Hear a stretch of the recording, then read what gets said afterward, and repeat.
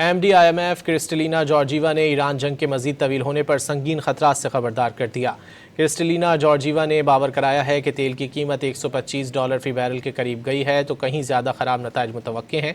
अगर ईरान के खिलाफ जंग अगले साल तक जारी रही तो आलमी मईशत को खौफनाक नताइज का सामना करना पड़ सकता है। MD-IMF क्रिस्टलिना जॉर्जीवा ने ईरान जंग के मजीद तवील होने पर संगीन खतरात से खबरदार कर दिया। क्रिस्टलिना जॉर्जीवा ने बावर कराया है कि तेल की कीमत $125 फी बैरल के करीब गई है तो कहीं ज़्यादा ख़राब नताइज मुतवक्के हैं। अगर ईरान के खिलाफ जंग अगले साल तक जारी रही तो आलमी मईशत को खौफनाक नताइज का सामना करना पड़ सकता है।